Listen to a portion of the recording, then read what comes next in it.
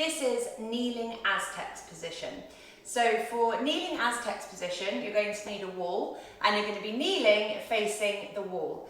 If kneeling hurts you, do not do this exercise. So if you feel like you need to pad underneath your knees in order to be able to achieve the exercise, that's your body asking you, don't kneel, listen to me, I know better than you. You don't know better than your body.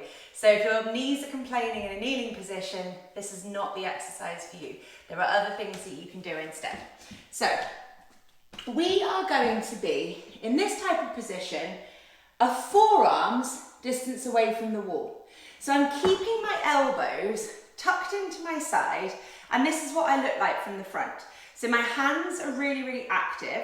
My middle fingers are pointing kind of down towards the floor. My palms are going to be flat to the floor, and I'm keeping my elbows tucked in, not letting them come out to the side. So it looks like this. Elbows nipped in. Hands are active, palms flat to the wall.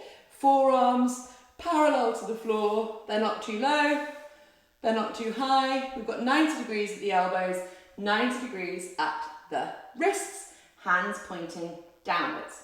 The next thing that we're going to do is think about our lower body. So our knees are going to be hip width apart, which is narrower than most people think. It's about like a fist and a half's distance in between your knees, and you're making sure that your knees are level on the floor, so you don't have one further forwards than the other. You're then going to tuck your feet underneath you so that you're trying to get as much of the bottoms of your toes on the floor. So this is going to be dependent on how tight you are through the bottom of your feet. But you might notice that like cheeky toes want to kind of come out to the side. Do what you can, but you're trying to keep this grounding through the balls of the feet and through the toes as much as possible. It's also worth trying to keep your ankles directly on top of your toes, but that's going to make it hard again if your feet are really tight. So from the back, this is what this looks like. You might notice that as you're kneeling, your ankles want to flop out to the side like this, or the other way. So you're kind of drawing the ankles in and the toes are wider. You're trying to keep that sort of neutral position where the ankles are directly on top of the balls of the feet, not falling out, not falling in. And that is to do with how flexible your feet are, which is something that we're working on. So do your best. It's not the end of the world if you can't get the foot position correctly, but if it's really off, then it might not be worth doing this position, because this is actually like a foot-driven exercise. So if the feet aren't in alignment, then actually you might not get the exercise in the right way. So we're coming back to that hand position. We're talking about elbows nipped in, toes tucked under. So my elbows, my hips and my knees are all forearms distance away from the wall. The next thing I'm thinking about is my rib cage, because I'm a massive rib cage flarer. So when I'm here, all I want to do is flare my rib cage up, which kind of puts the work into my lower back, and that's not what I want.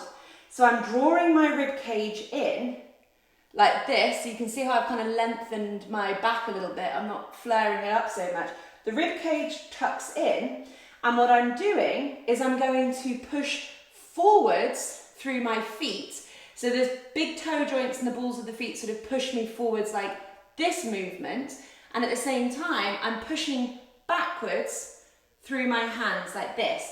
But my body is staying still, and I'm not flaring my ribs, which is what my body wants me to do as I start doing the movement.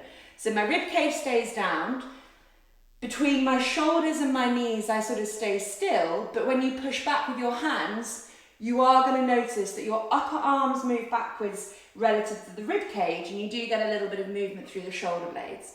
So it looks like this. Tucking my rib cage down so I don't flare it up. I push forwards with my feet as I simultaneously push away from the walls with my hands and pull my shoulder blades back and down behind me. This is the movement. 1, release.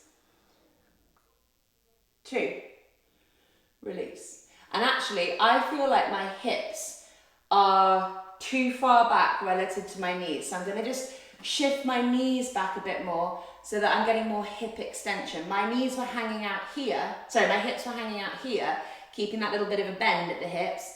And I was going to just make sure I straighten them up, because I want to get hip extension through my glutes and hamstrings. So sort of changing that slightly that I could see on the camera. Cool, so I'm going to demonstrate 10 of these for you, pushing into the toes and the balls of the feet to push me forwards, wake up those glutes and hamstrings to push me into the hip extension, make sure my rib cage stays down so I'm not doing this, and simultaneously my upper arms are like moving back, shoulder blades are moving into the middle of my back, which is different to puffing the rib cage up. So, off we go. 1, hold, release. 2, hold, release. Really try and open up the collarbone without flaring the ribs. 3, hold, release. 4, hold, release. 5, hold, release. Keep the shoulders away from the ears. Mine we're trying to lift up. 6, hold, release. 7, hold, release. 8, hold, release. 9, hold, release. 10, hold, release. So that should really be felt in the kind of upper mid back with the shoulder blades like pulling back and down like that, upper arms moving backwards. You might have felt like a stretch through your forearms and hands and wrists. That's also good. Perhaps underneath the feet if your feet are tight. But as the feet push forward, what they're doing is they're powering up the glutes and hamstrings to create this hip extension movement. And if your lower back hurts, you are probably flaring your rib cage up a bit too much. It's really hard for me to tuck in my rib cage, so I feel your pain.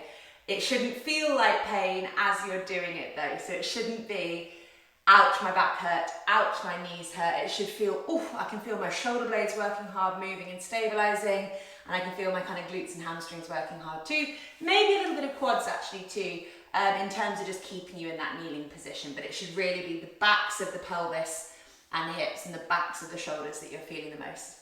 So that's Kneeling Aztecs.